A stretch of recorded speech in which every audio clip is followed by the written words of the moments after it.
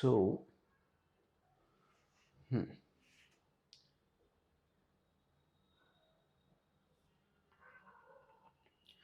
So, hello guys, आज के video में I will list all the important topics जो आज तक जो बोर्ड एग्जाम में रिपीटेटिवली पूछते हैं और जो ज़्यादातर इम्पोर्टेंट क्वेश्चंस वहाँ से ही आते हैं। सिर्फ उन क्वेश्चंस को ट्विस्ट किया जाता है या अलग अलग वे में पूछा जाता है।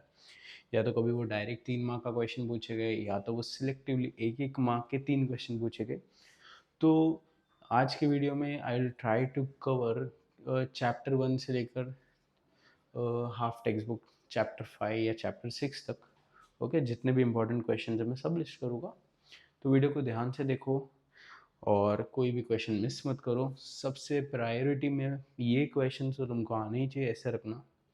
ओके, और अगर तुम लोग ने ये क्वेश्चन कवर कर लिया है और अगर तो या फिर टाइम बीइंग तक तुम लोग ये क्वेश्चंस कवर कर लेते हो तो मेक श्योर करो कि टेक्स्ट बुक के चैप्टर के पीछे जितने भी क्वेश्चंस है सबसे पहले तुम लोग वो कवर करो। ठीक है, मतलब कि तुम लोग को टेक्स्ट बुक के पीछे के हर एक क्वेश्चन तो आने ही चाहिए अगर ये सारे आते हो तो।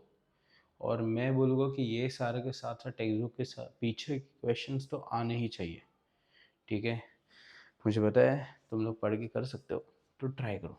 ओके, सो अभी बिना टाइम वेस्ट किए let's move on to gravitation. तो ग्रेविटेशन ये ज़्यादा वेटेज नहीं रखता। मोस्टली 3 मार्क्स का कंपलसरी क्वेश्चन आता है और विद ऑप्शन ज़्यादा से ज़्यादा वो 4 या फिर मैक्सिमम 5 मार्क्स तक जाएगा। ओके, तो ग्रेविटेशन में सबसे पहले तुम लोग को एक एमसीक्यू आएगा या फिर मोस्ट प्रोबेबली एक एमसीक्यू तो आएगा ही ग्रेविटेशन से। ठीक है, वो एमसीक्यू हो सकता है कि ऐसा हो कि अगर उसका समझो एक पर्टिकुलर पर्सन है, उसका वेट ऑन अर्थ है this, so what will be its weight on moon और समथिंग। ठीक है, तो वो सिंपल एक फॉर्मूला है, 1/1 डिवाइडेड बाई 6 से मल्टीप्लाई करना है और तुम लोग का आंसर आ जाएगा। तो वो एक एमसीक्यू बहुत बार पूछते हैं बोर्ड एग्जाम में। या फिर तुम लोगों को ये जी का वैल्यू पूछेगा, कैपिटल जी का वैल्यू, तो वो अच्छे से कर लेना, जो भी कैपिटल जी का वैल्यू होगा वो। फिर ग्रेविटेशन से तुम लोगों को एक तो ग्रेविटेशन का डेफिनेशन आना चाहिए, फिर ये कैपिलस लॉ ऑफ मोशन आना चाहिए, तीनों लॉज विद डायग्राम। कभी कभी डायग्राम देते हैं, आइडेंटिफाई द लॉ और लिस्ट द लॉज बोलते हैं। तो ये अलग अलग टाइप से यहाँ से क्वेश्चन आते हैं। तो कैपिलस लॉ एक आना चाहिए और मुझे पता है कि अब तक तो तुमको को आता ही होगा कैपिलस लॉ। कैपिटल जी का वैल्यू आना चाहिए विथ यूनिट्स अच्छे से।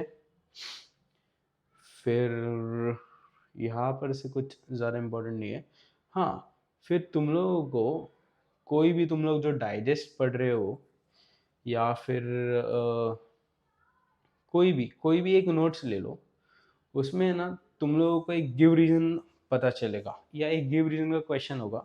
ऐसे ही वर्डिंग्स में या फिर कुछ अलग वर्डिंग्स में भी हो सकता है कि मास चेंजेस नहीं, mass remains the same everywhere but weight changes from place to place.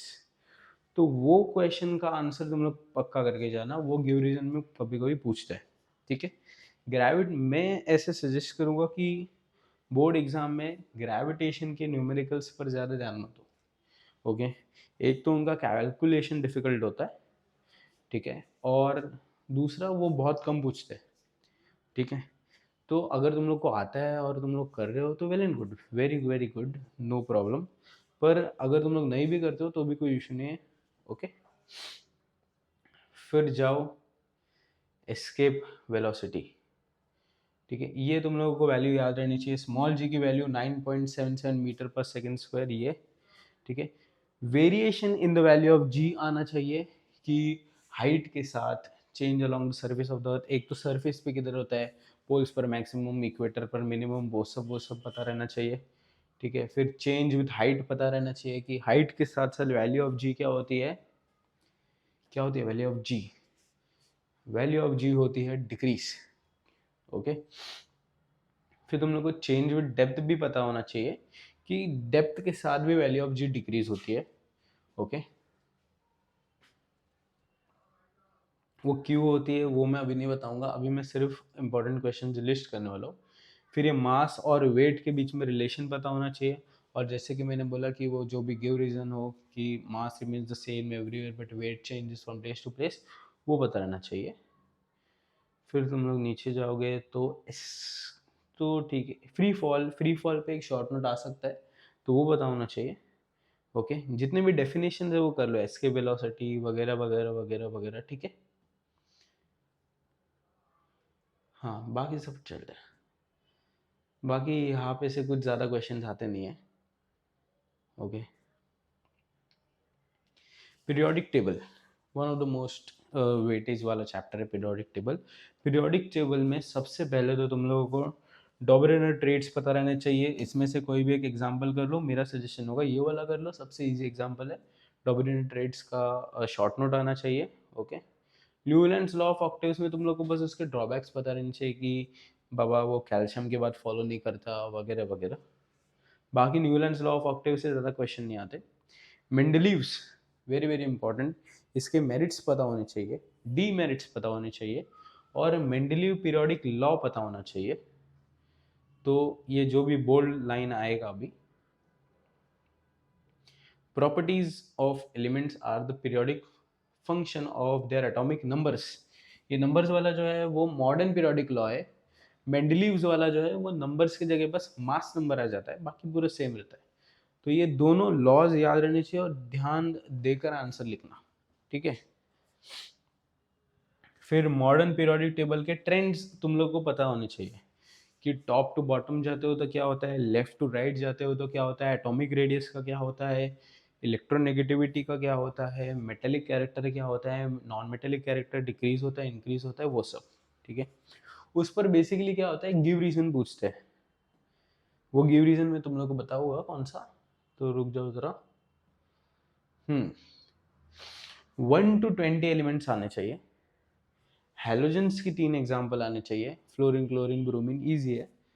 और तुम्हारे 0 ग्रुप एलिमेंट्स या 18 ग्रुप एलिमेंट्स के एग्जाम्पल आने चाहिए, ठीक है। फिर इतना याद रखना कि these are high metallic character electropositive वाले एलिमेंट्स। जैसे ही तुम इधर जाओगे एटॉमिक साइज क्या होगा, डिक्रीज होगा। क्यों डिक्रीज होगा, क्योंकि number of shells remain the same. 19 20 21 में जाऊंगा मैं तो पीरियड क्योंकि 4 है तो 4 ही शेल्स हो गए, पर with shells number of protons keeps on increasing. वो इंक्रीज होने की वजह से न्यूक्लियस का जो पावर है, पुल है, वो इंक्रीज हो रहा है। उसके वजह से न्यूक्लियस ज़्यादा स्ट्रांगली खींचता है। मतलब इसके पास समझो, समझो मैं अगर सेकंड थर्ड रो का एग्जांपल लूँ, थर्ड पीरियड का एग्जांपल ले लूँ, तो सोडियम और क्लोरीन को अगर मैं कंपेयर करूँ, तो सोडियम और क्लोरीन दोनों के पास ये 3 शेल्स है। सोडियम के पास 11 प्रोटॉन्स है, क्लोरीन के पास 17 प्रोटॉन्स है। तो वो 17 प्रोटॉन ज़्यादा पुल करेंगे तो साइज डिक्रीज होगा। ओके, तो वो सब तुम लोगों को पता रहना चाहिए ऐसे रीजंस के साथ, ठीक है। फिर नीचे नीचे अगर मैं जाऊँगा, तो अगर 3 मार्क में तुम लोगों को डिस्क्राइब मॉडर्न पीरियोडिक लॉ या मॉडर्न पीरियोडिक टेबल या structure of modern periodic table ऐसा क्वेश्चन आता है, तो अगर तुम लोगों के पास टाइम बचे तो एक आउटलाइन बना दो ये ऐसा मॉडर्न पीरियोडिक टेबल का, तुम लोगों को अच्छा जाएगा, ठीक है। मतलब मार्क्स कट वगैरह नहीं होंगे ज़्यादा। फिर देखो, ये जो भी गिव रीजन है ना, वेरी वेरी इंपॉर्टेंट, 1 2 3, ठीक है। ये तीनों गिव रीजंस में से बहुत बार पूछा गया है। और फिर ये तुम लोग एक ही आंसर कर लो, structure of modern periodic table, इसमें बहुत सारे आंसर हो जाएंगे, ठीक है। फिर जो भी वो ट्रेंड्स है, ये इसके ऊपर भी क्वेश्चन आ सकते हैं, इसमें से भी एक आ सकता है। तुम लोग को 5-6 देगा और बोलेगे कि किसका साइज बड़ा है, किसका इलेक्ट्रोनेगेटिविटी ज़्यादा है, कौन किस में मेटालिक कैरेक्टर ज़्यादा है, तो वैसे क्वेश्चंस, ठीक है। बाकी सब ठीक है। चलो let's jump on to chemical reaction and equation. अभी ये चैप्टर में से जो भी 4 बेसिक टाइप ऑफ रिएक्शन है, displacement, combination, decomposition, displacement, double displacement, चारों बेसिक टाइप्स के तुम लोगों को एग्जाम्पल आने चाहिए और डेफिनेशन आना चाहिए। उसके ऊपर हमेशा क्वेश्चन आता है एक ना एक तो, ठीक है। या फिर तुम लोग को मैच द फॉलोइंग देंगे और वो सब क्वेश्चन रहेंगे कि मैच करो किस कौन सा रिएक्शन का क्या एग्जाम्पल है, तो वो सब कर लेना, ठीक है। फिर तुम लोग जैसे ही नीचे जाओगे, स्टेप्स फॉर बैलेंसिंग, बैलेंसिंग का स्टेप्स याद रखना, ओके। स्टेप्स नहीं पूछते, वो डायरेक्टली एक क्वेश्चन देगा और उसको बैलेंस करने बोलेगा, तो स्टेप्स नहीं पूछेंगे, ठीक है। Types of chemical reaction I said, जैसे ये सब के तुम लोगों को डेफिनेशन आने चाहिए और उनका एक एक एग्जांपल आना चाहिए। Combination, decomposition, displacement and double displacement. फिर तुम लोगों को एक्सोथर्मिक और एंडोथर्मिक पता होना चाहिए कि अगर हीट बाबा सप्लाई कर रहे हो तो एंडोथर्मिक रिलीज हो रहा है तो एक्सोथर्मिक, वो सब, ठीक है। फिर जैसे ही आगे जाओगे तो rate of chemical reaction, factors affecting rate of chemical reaction, सिर्फ इसके नाम भी पता रहेगा तो भी बहुत है कि नेचर ऑफ रिएक्टेंट, ये हाईली रिएक्टिव है कि लेस रिएक्टिव है, साइज ऑफ पार्टिकल्स, जितना छोटा साइज होगा उतना जल्दी रिएक्ट होगा, ठीक है। फिर कॉन्सेंट्रेशन ऑफ रिएक्टेंट, जितना ज़्यादा कॉन्सेंट्रेशन उतना जल्दी रिएक्शन, ठीक है। आई जूम इट थोड़ा सा। टेम्परेचर ऑफ द रिएक्शन, कि जितना हाई टेम्परेचर उतना फास्ट रिएक्शन। कैटलिस्ट का डेफिनेशन पता होना चाहिए कि बाबा what is catalyst, a substance which doesn't take parts in the chemical reaction but it boost the rate of the chemical reaction. तो कैटलिस्ट पता होना चाहिए, उसका डेफिनेशन पता होना चाहिए, ठीक है। ऑक्सीडेशन और रिडक्शन पता होना चाहिए कि बाबा ऑक्सीजन गेन हो रहा है या फिर हाइड्रोजन लॉस हो रहा है तो ऑक्सीडेशन होता है, इसका उल्टा रिडक्शन होता है। अगर कोई भी रिएक्शन में these two are happening simultaneously, it is called as redox reaction। ये भी एक इंपॉर्टेंट टर्म है रिडॉक्स रिएक्शन का, वो पता रहना चाहिए, ठीक है। यहाँ पर तुम लोगों को मिल जाएगा रिडॉक्स रिएक्शन का डेफिनेशन ये वाले पार्ट में, ठीक है। ये डेफिनेशन में जो साइमल्टेनियसली वर्ड है, reaction in which oxidation and reduction occur simultaneously, that word is very important, तो वो जरूर पता होना चाहिए, ठीक है। फिर जैसे ही मैं नीचे जाऊँ, ये डायग्राम पता होना चाहिए कि इसमें से करोजन किधर होगा और कौन से कंडीशंस में होगा, ओके। ये बिल्कुल पता होना चाहिए, ये वेरी इंपॉर्टेंट। रस्ट का फॉर्मूला पता होना चाहिए, ठीक है। हाँ, इसको मैं डायरेक्टली यहाँ पर तुम लोग बता, रैंसिडिटी का एक डेफिनेशन कर लो कि खराब हो जाता है, जो फूड स्पॉइल हो जाता है उसे रैंसिडिटी बोलते हैं, ठीक है। इसमें से क्या कर लो, इसमें से ये क्वेश्चन कर लो 2A, ठीक है। देन हाँ 2B कर लो, ठीक है। ये तुम्हारे बोर्ड एग्जाम नहीं बट तुम्हारे प्रीलिम्स वगैरह में बहुत इंपॉर्टेंट क्वेश्चन होगा ये वाला। फिर इसमें एक्सपेंडेड टर्म, हाँ ये तो बहुत इजी है, 2C कर लो, expanded term reactant product. Reactant वो होता है जो लेफ्ट साइड में होता है जो रिएक्ट होता है, प्रोडक्ट वो होता है जो फॉर्म होता है। ये क्वेश्चन को स्टार मार्क कर लो, बहुत ज़्यादा इंपॉर्टेंट है। जो भी तुम्हारे प्रीलिम्स वगैरह है उसमें तो हमेशा मतलब एक ना एक प्रीलिम में ये पक्का आएगा, और बोर्ड एग्जाम में भी इसमें से क्वेश्चन आ सकते हैं कि वो right the formula of rust, कौन सा प्रोसेस हो रहा है, एनोड कैथोड रिएक्शन पूछेगा इसमें का, तो वो अच्छे से करके जाना, ओके। यहाँ पर एक शाहबद टाइल्स वाला गिव रीजन होगा, वो एक फेवरेट क्वेश्चन है, वो करना। और ये लाइम वाटर टर्म मिल्की वाला एक, ओके। इधर से क्वेश्चन अच्छे से कर लेना, बैलेंसिंग द केमिकल इक्वेशन कर लेना। फिर आइडेंटिफिकेशन की तुम लोग को रिएक्शन दिया जाएगा और पूछेगा कौन सा टाइप है या फिर ऐसे मैच द फॉलोइंग दे देंगे, तो ये सब ये चैप्टर से एकदम इंपॉर्टेंट क्वेश्चन है, अच्छे से कर लेना, ओके। एक second I pause.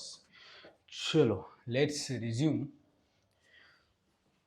With chapter 4, effects of magnetic effects of current electricity, वो जो भी हो। तो ये चैप्टर जो है ये बहुत लोगों को बहुत ज़्यादा डिफिकल्ट लगता है, तो इसमें कुछ ऐसा डिफिकल्ट नहीं है, थोड़ा सा लेंदी हो जाता है इसलिए, और कुछ नहीं। तो इसमें क्या करो, देखो ये जो फॉर्मूला है सिर्फ वो याद रखो, ठीक है। फॉर्मूला भी जाने दो, unit of electrical power is 1 वाट, ये एमसीक्यू में पूछते हैं, ठीक है। इसका डेरिवेशन वगैरह नहीं पूछते ये वाला, तो उसका टेंशन लेने की ज़रूरत नहीं है, ठीक है। यहाँ पर एक नाइक्रोम है, ये जो एलॉय है नाइक्रोम, अगर दिख रहा नहीं है तो थोड़ा और जूम कर तुम्हें, नाइक्रोम जो है वो याद रखो, ठीक है। इसके बारे में जो भी यहाँ पे लिखा है वो पढ़ लो, ओके। ये वाला ब्लू बॉक्स याद रखो, ये ऑब्जेक्टिव्स में पूछते हैं, ठीक है। फिर इधर जो भी न्यूट्रल वायर, लाइव वायर, उसके बारे में जो भी डिटेल्स दिए वो पढ़ लो अच्छे से। उधर एक छोटा सा इजी क्वेश्चन आ जाएगा, what is explain the wiring condition, ऐसे कुछ, ठीक है।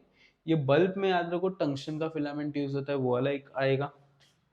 बस यहाँ से इतना ही इम्पोर्टेंट है, ज़्यादा कुछ नहीं। यहाँ पर एक फ्यूज वायर होता है, तो व्हाट इज फ्यूज वायर, उसका जो इम्पोर्टेंस है वो याद रखो पॉइंट, ठीक है। इसमें से भी न्यूमेरिकल्स मत करना, ठीक है। एक ही न्यूमेरिकल आएगा, अगर आया तो भी, और वो भी 3 मार्क का, तो तुम लोग उसके लिए इतना सारा न्यूमेरिकल प्रैक्टिस करोगे। देखो अगर तुम लोग करते हो वेरी गुड, ठीक है। लेकिन अगर कोई वीक स्टूडेंट है, या फिर कोई ऐसा है जिसका बहुत क्वेश्चन बचा है, या फिर कोई ऐसा है जिसको न्यूमेरिकल्स नहीं जमते, तो ज़्यादा स्ट्रेस मत डालो उस पर, क्योंकि इसमें से एकदम 3 मार्क का क्वेश्चन आएगा, और 3 मार्क के क्वेश्चन में तुम लोग को ऑप्शन भी बहुत मिलते हैं। तो थियरी क्वेश्चन करो, थियरी अच्छे से करके जाओ, ठीक है। फिर देखो इधर इधर इधर इधर कुछ नहीं, कुछ भी इम्पोर्टेंट नहीं। ये thumb rule important, very very पक्का करना। ये मैं नीचे रख देता हूँ, नहीं तो फोकस हिलता जाएगा। थंब रूल अच्छे से करना। फिर इधर तुम लोग जैसे ही रहोगे, व्हाट इज सोलोनॉइड, और सोलोनॉइड का डायग्राम पक्का करना, वेरी वेरी इंपॉर्टेंट, ठीक है। फिर जैसे ही नीचे जाओगे तो तुम लोगों को मिलेगा एक ये फ्लेमिंग्स का लेफ्ट हैंड रूल और फ्लेमिंग्स का राइट हैंड रूल, दोनों करना और अच्छे से करना। अच्छे से याद रखना दोनों में डिफरेंस है, ठीक है। तो वो मिस्टेक मत करना, वरना इजी मार्क्स खो दोगे। राइट के जगह लेफ्ट का लिख के आओगे, इजी 3 मार्क्स जाएगा, ठीक है। मोटर जनरेटर का डायग्राम कर लो अच्छे से, उसका वर्किंग कर लो अच्छे से, ठीक है। इसमें से 3-3 मार्क के क्वेश्चन आ सकते हैं, कि explain the principle and working of, या फिर सिर्फ explain the construction and principle, ऐसे, ठीक है। गैल्वेनोमीटर का एक शॉर्ट नोट आता है, तो वो एक कर लो, ठीक है। बस बाकी राइट हैंड रूल में पहले ही बोल चुका हूँ। AC DC करंट का डिफरेंशिएट कर लेना, ठीक है। Electric generator I have said already, तो वो अच्छे से कर लो। बाकी यहाँ से ठीक है। हाँ देखो, ये टंगस्टन मेटल का जो इलेक्ट्रिकल बल्ब वाला है, गिव रीजन, ये अच्छे से कर लेना, ठीक है। और इन इलेक्ट्रिक फॉर इलेक्ट्रिकल नहीं, इसमें से कुछ नहीं, ठीक है। व्हाट इज सोलोनाइड वाला क्वेश्चन अच्छे से करना, ये वाला question concept, right hand left hand rule, वो अच्छे से आना चाहिए, ठीक है। और मोस्टली जो क्वेश्चन पूछा जाता है अगर न्यूमेरिकल में, तो ये है वो, एन इलेक्ट्रिकल आयरन 2 मंथ्स के लिए यूज़ किया है, अप्रैल के मंथ में क्या होगा, वो वाला, ठीक है। फिर तुम लोग हीट में आ जाते हो, हीट वेरी इजी चैप्टर है, ठीक है। हीट में कुछ तुम लोग को ज़्यादा स्ट्रेस नहीं देना है। लेटेंट हीट का तुम लोग डेफिनेशन कर लो यहाँ से, ठीक है। ये तो सेम ही डेफिनेशन है, सिर्फ तुम लोग को वेपराइजेशन वो चेंज करना है वहाँ पर, और कुछ नहीं। ये कुछ भी ज़्यादा याद रखने की ज़रूरत नहीं है, ठीक है। व्हाट इज रेगुलेशन प्रॉपर्टी एक बार याद रख पढ़ लेना। एनोमलस बिहेवियर एक क्वेश्चन पक्का, व्हाट इज एनोमलस बिहेवियर की, या फिर डेंसिटी मैक्सिमम किधर होता है, या तो एक MCQ आएगा या तो एक 2 मार्क का क्वेश्चन आएगा, पर एनोमलस बिहेवियर से एक क्वेश्चन पक्का, ठीक है। या फिर ये होप्स सेपरेटस से, होप्स सेपरेटस का जो भी क्वेश्चन है वो अच्छे से कर लो, इसका डायग्राम या फिर, ठीक है। होप्स सेपरेटस पे एक शॉर्ट नोट आ सकता है, बहुत ईजी है, ठीक है। फिर ये इधर का जो एक क्वेश्चन है, यूज योर ब्रेन पावर का, you can survive even with the, ये फर्स्ट वाला क्वेश्चन, ये डायग्राम से रिलेटेड, ठीक है। तो ये अच्छे से कर लेना, ये तुम लोग को इसका आंसर कोई भी तुम लोग को डाइजेस्ट या फिर नोट्स में मिल जाएगा, ठीक है। फिर ये सैचुरेटेड, ये वाला याद रखना, और परसेंटेज ऑफ ह्यूमिडिटी सिर्फ फॉर्मूला याद रखो, कभी कभी पूछते हैं फॉर्मूला। ये जो भी यूनिट वाले रहते हैं ना, वो अच्छे से कर लिया करो, ठीक है। तुम लोगों को ये पूछ सकते हैं कहीं पर भी, तुम्हारा MCQ या ऑब्जेक्टिव्स वगैरह में, 1 कैलोरी का यूनिट याद रखो, ठीक है। MCQ का क्वेश्चन का आंसर क्यों, MCQ के मार्क्स कभी भी वेस्ट नहीं जाने देने, क्योंकि क्या उसमें कोई ऑप्शन वगैरह रहता नहीं है, तुम लोग एक ऑप्शन टिक करते हो, तुम लोग एक करेक्ट मार्क मिल जाता है वहाँ का भाई। ये भी डेफिनेशन याद रखो स्पेसिफिक हीट का, इसका फॉर्मूला याद रखो, ठीक है। इस पे कोई भी न्यूमेरिकल आता है तो बहुत इजी होता है वैसे तो, पर इसका न्यूमेरिकल नहीं पूछते थे मोस्टली, ठीक है। हीट एक्सचेंज का ये फॉर्मूला याद रखो, ठीक है। और मेजरमेंट ऑफ स्पेसिफिक हीट या फिर कैलोरीमीटर का यूज कैसे करते हो वो, पर ये नहीं पूछते ज़्यादा, ठीक है। तो इस पर ज़्यादा स्ट्रेस मत दो, इट्स ओके। आगे तुम लोग जाओगे तो क्या क्या स्पेसिफिक हीट जो मैं बोल चुका ऑलरेडी है वही है, ठीक है। What is the role of animals behaviour, ठीक है, इन कोल्ड रीजन्स, इन ये वाला, एक ये वाला क्वेश्चन अच्छे से कर लेना। एक्सप्लेन द फॉलोइंग सी, ठीक है, ठीक है। बाकी जो मैंने बोला है वो अच्छे से कर लो, ठीक है। और इसलिए वीडियो पूरा देखो, स्किप मत करो कुछ भी। और तुम लोग के फ्रेंड्स वगैरह को भी शेयर करो। तो आज के लिए ये लास्ट चैप्टर होगा, refraction of light. Sorry, refraction का बेसिक डेफिनेशन अच्छे से याद कर लो, ठीक है। बहुत ज़्यादा पूछता है ये, तुम लोगों को पता रहना चाहिए। ये डायग्राम, ठीक है, इसमें जो भी लॉज यूज हो रहे हैं वो, कि जो भी लॉज ऑफ रिफ्लेक्शन है बेसिकली ये मैं बोल रहा हूँ, ठीक है। ये जो 3 लॉज है यहाँ पर, ठीक है, ये अच्छे से आना चाहिए। Sine upon sine R is equal to constant होता है वो पता रहना चाहिए। और इस लॉ को क्या बोलते हैं, स्नेल्स लॉ, ये भी पता होना चाहिए, ठीक है। रिफ्रैक्टिव इंडेक्स क्या होता है वो पता रहना चाहिए। इधर से है ना, कोई कोई के रिफ्रैक्टिव इंडेक्स थोड़ा सा स्ट्रेस देके याद कर लो। एक तो एयर, डायमंड जो भी लो है और हाई है वो, ठीक है। फिर तुम लोग जाओगे तो रूबी का याद कर लो, फ्यूज्ड क्वार्ट्ज का याद कर लो, केरोसिन का याद कर लो और वाटर का याद कर लो, ठीक है। एकदम ज़्यादा पूछते नहीं है पर पूछ सकते हैं, ठीक है। और पूछा भी एक बार पूछा है। ये याद रखो कि इसको कैसे पढ़ते हैं और कैसे लिखते हैं, ठीक है। बेसिकली ये सिंबल को तुम लोग को फॉर्मूला में कन्वर्ट करने आना चाहिए। ये तीनों याद रखो, laws of reflection. Rare medium में ऐसा आएगा तो रिफ्रैक्टिव इंडेक्स, तो एंगल ऑफ रिफ्रैक्शन दूर जाता है। ये तीनों स्टेटमेंट, ठीक है। ये वाला याद रखो कि अगर वो स्ट्रेट आया है, स्ट्रेट एकदम 90 डिग्री पर आया है, तो विदाउट एनी बाउंड या बेंड हुए वो पास हो जाएगा, ठीक है। यहाँ से अभी क्या करना ना, इसमें क्या है ना, एक भी टेक्स्ट बैक क्वेश्चन नहीं है। मतलब जो चैप्टर के पीछे क्वेश्चन होते हैं ना, वो रिफ्लेक्शन ऑफ लाइट में एक भी नहीं है। तो क्या करना, कोई भी तुम लोग नोट्स ओपन कर लेना, ठीक है। जो भी मास्टर की है, नवनीत का डाइजेस्ट है, कोई भी है, वहाँ पर तुम लोग जाओगे ना, तो तुम लोगों को मिराज के ऊपर शॉर्ट नोट मिलेगा, वो पढ़ लेना, ठीक है। मिराज के ऊपर अच्छे से इसका डायग्राम भी कर रहे हैं ना। डायग्राम बनाते हो तो क्या होता है कि तुम्हारा 3 मार्क का क्वेश्चन होगा, तुम लोग ने तो कुछ सेंटेंस इधर उधर कर दिया, तो टीचर वो डायग्राम देखता है और फिर तुम लोगों को 1 मार्क वो डायग्राम का ही दे देता है। तो डायग्राम अच्छे से कर लेना, ठीक है। फिर ये ट्विंकलिंग ऑफ स्टार के ऊपर गिव रीजन आएगा कि ऐसे कुछ, planets do not twinkle but stars twinkle at night, वैसे वैसे, क्योंकि planets एक बड़े ऑब्जेक्ट होते हैं। वो जाने दो वरना वीडियो लंबा हो जाएगा मेरा, मुझे सिर्फ यहाँ पे क्वेश्चन बताने, ठीक है। फिर ये अपेरेंट पोजीशन कि sun appears to be below horizon वगैरह वगैरह के गिव रीजन हो गए। तो जितने भी ये नेचुरल फिनोमिनम पे तुम लोग को तुम्हारे नोट्स में गिव रीजन दिखेगे ना, वो अच्छे से कर लो, ठीक है। और प्लीज़ ये करना, एक ना एक पक्का आएगा, ठीक है, मिस मत करना। Dispersion of light, dispersion of light क्या होता है, बस वो वाइट लाइट स्प्रेड होता है इनटू कंपोनेंट कलर्स, उसको डिस्पर्जन बोलते हैं वो। और ये ग्लास प्रिज्म का डायग्राम, डेफिनेशन डायग्राम, ठीक है।